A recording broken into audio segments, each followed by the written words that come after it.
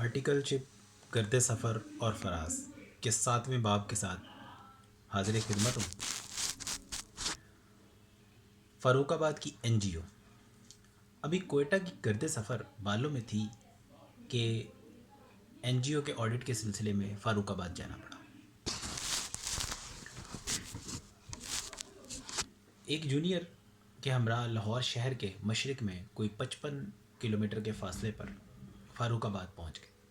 یہ وہی فاروق آباد ہے جس کا پرانا نام چوڑ کانا تھا اور پھر 1983 میں اس کا نام حضرت عمر فاروق رضی اللہ تعالیٰ عنہ کے نام پر فاروق آباد رکھا گیا۔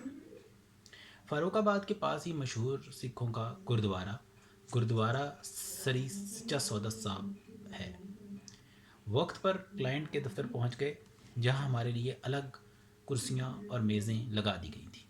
حسب معمول ریکوائرمنٹ لیٹر بنا کے کلائنٹ کو پیش کرنے سے آڈٹ کے سلسلے کا آغاز کیا، اور پھر وہی جس کا تذکرہ پہلے بھی ہو چکا ہے کہ کلائنٹ سے ڈیٹا حاصل کرنا ہی تو سب سے بڑا کام ہے۔ ہم ایسے سادہ دلوں کو وہ دوست ہو کہ خدا سبھی نے وعدہ فردا پہ ٹال رکھا ہے۔ جیسے تیسے کلائنٹ سے ڈیٹا لے کر آڈٹ کا آغاز کیا ہی تھا، مگر کچھ قسمت کو کچھ اور ہی منظور تھا۔ اس لیے فرم سے بلاوا آ گیا کہ فرم واپس آ جاؤ، کیونکہ فرم میں بھی ہمارے ذمہ کچھ کام لگا دیے گئے تھے۔ قربت نہیں تو شدت ہجراں ضرور ہو، قربت نہیں تو شدت ہجراں ضرور ہو، جانا سے کوئی سلسلہ جاں ضرور ہو۔ جو ڈیٹا ملا تھا وہ لے کے فرم واپس آ گئے اور یہاں پر جونیئر کی مدد سے این جی او کا آڈٹ کرتے رہے۔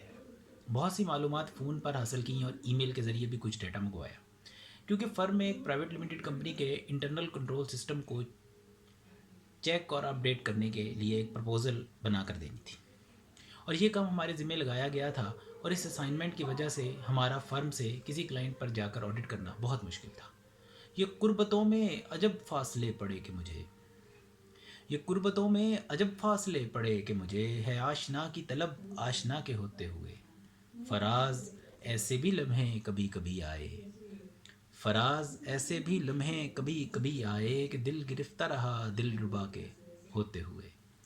پرپوزل بنا کر دینا ہمارے لیے اس وقت ایک نیا کام تو تھا ہی، مگر اس کے ساتھ ساتھ اس کی پریزنٹیشن کے بارے میں بھی یہ سمجھ آیا کہ جتنی اچھی پریزنٹیشن ہوگی اتنا زیادہ کلائنٹ کے پرپوزل کو قبول کرنے کے امکانات میں اضافہ ہو جائے گا۔